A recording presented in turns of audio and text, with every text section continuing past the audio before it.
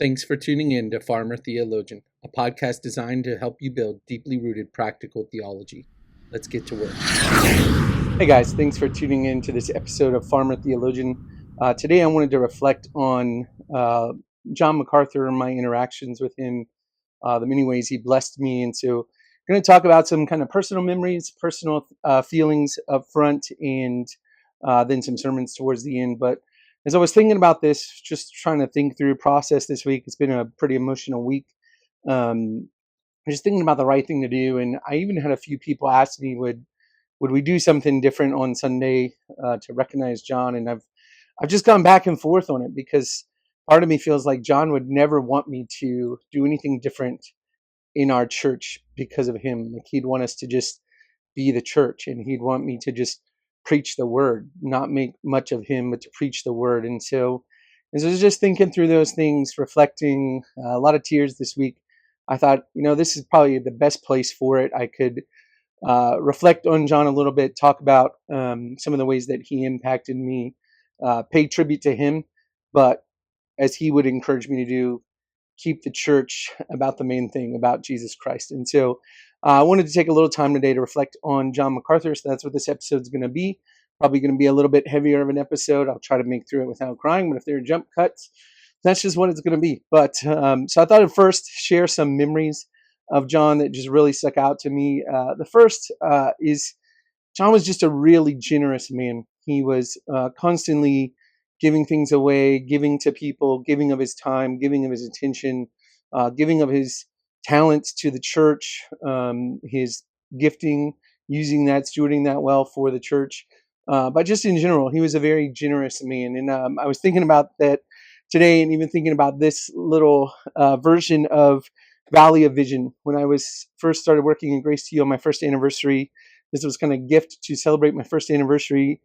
John signed it. It's a really nice calfskin bound version of Valley of Vision. I was thinking about it today, not just because it's a fun gift, it's treasure, but it really does show, I think, what my constant impression of John and his generosity was. He wasn't flippant with generosity. He was thoughtful in it, and he gave you things that were meant to invest in you, invest in your spiritual growth, and things that would last for a long time. Like every investment that he made in me, whether it was advice or gifts like these, was always meant to press me on spiritually, but also to invest in spiritual growth and to have a long impact. And I think there are probably countless other people that have testimonies of John's generosity, and they're all the same. It wasn't just like, oh, he gave me this little trinket. No, it was something that was thoughtful, thought through, meant to encourage you spiritually and to last for a long time. So he's a very generous man. Second is, I just think, and it's kind of related to that, he was a very thoughtful man and curious man in terms of his care for people. I think this attribute or this way of thinking about John explains a lot about him, or at least it does for me.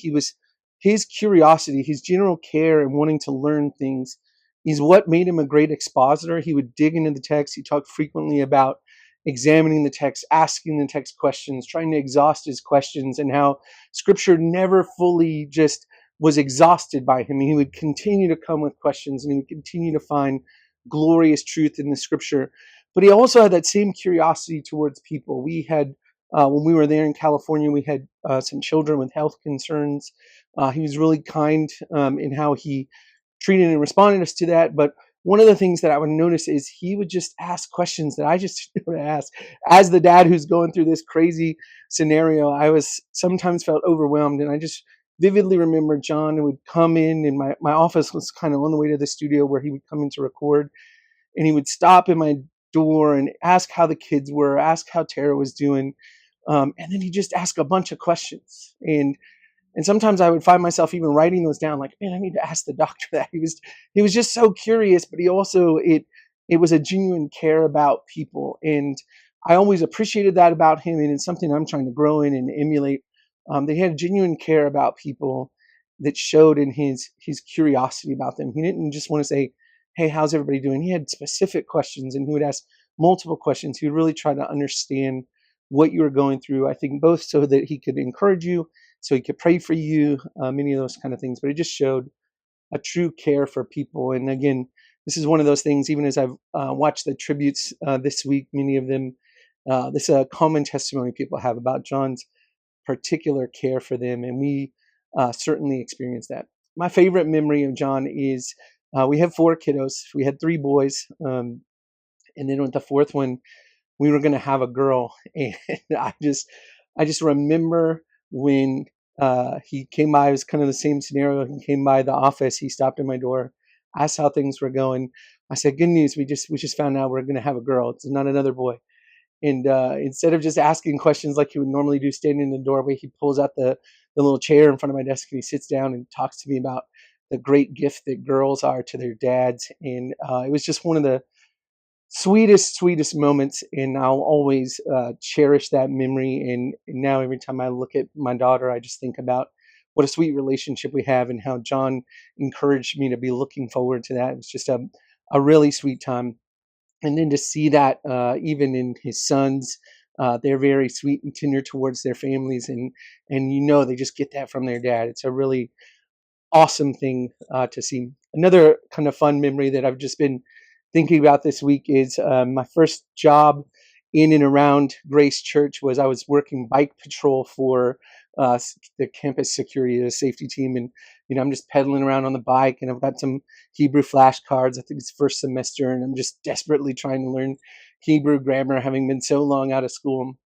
And I pulled around, and John pulls in for some event that he was doing that evening, and sees me and stops to talk to me. And that was the first time I had talked to him kind of face to face, like I had really talked to him.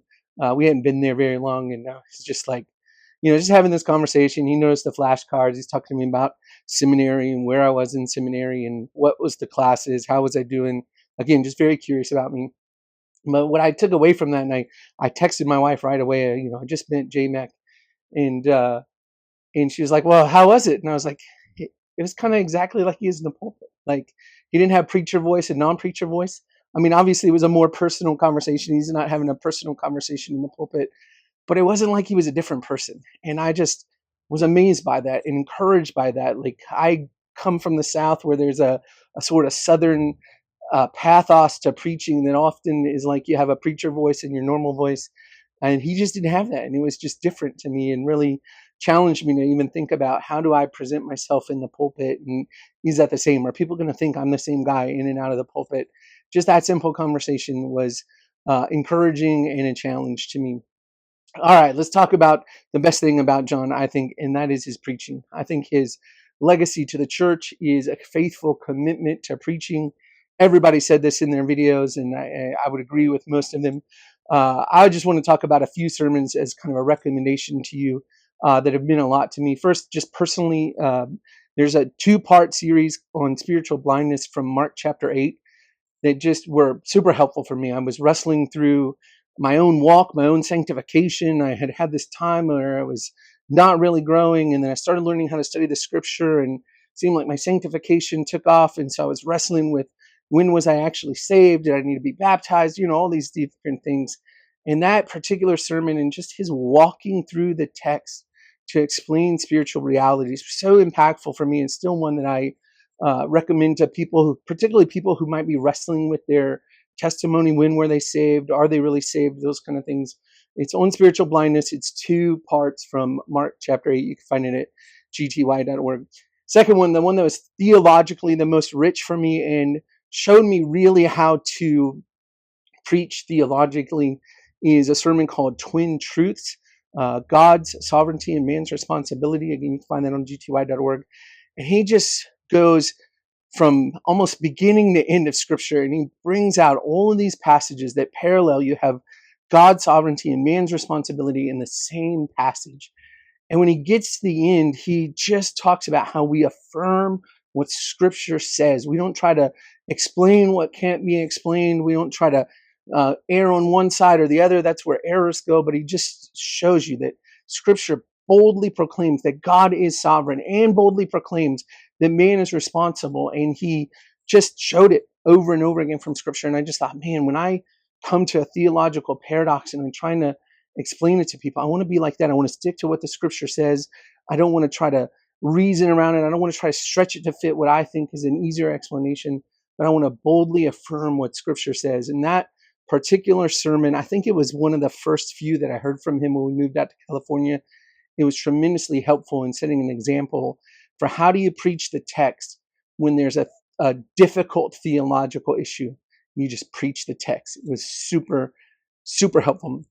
And then third, I'd recommend, especially if you're a pastor or one who's in ministry, especially a teaching ministry role, is called A Theology of Sleep. The Theology of Sleep. It was from a T4G sermon, I think 2010. It's available on YouTube. I watched it again this week. It's a tremendous sermon for just understanding what our role is in sowing the word, understanding that it's God's role to bring it to fruition, to cause that word to work in someone. And so it really is showing us how we can be both fervent in ministry and eager to do what we are called to do as pastors who sow the word, but ultimately we can rest because we trust that people's response to the word is not up to us. So we can rest, we can have sleep because the outcome is not up to us. The outcome is up to the Lord. As long as we've been faithful, that we can rest well because we are resting in the work of God through his word. So those would be three sermons. Well, actually, I guess it's four. Two-part sermon on spiritual blindness, Mark chapter 8, twin truths, God's sovereignty and man's responsibility. That's a selected scripture sermon. And then theology of sleep, T4G 2010. Look up those sermons and they will bless you. And you'll be encouraged that you're still getting to hear from one of the great preachers of our time. And I'm thankful for technology that's going to allow us to do that. Well, I hope this has been an encouraging episode to you. It's been a blessing to me to think through these things and to really process it. So if this goes out, it'll be sort of therapy for me, but hopefully it'll be encouraging to you as well. Thank you for tuning in, Farmer Theologian. Come back next time as we build deeply rooted practical theology. One more thing before we close, friends. If this episode has been an encouragement or a blessing to you, let me encourage you to do two things. The first is to pray for me. I know that I cannot do this in my own strength, so I greatly appreciate your prayers.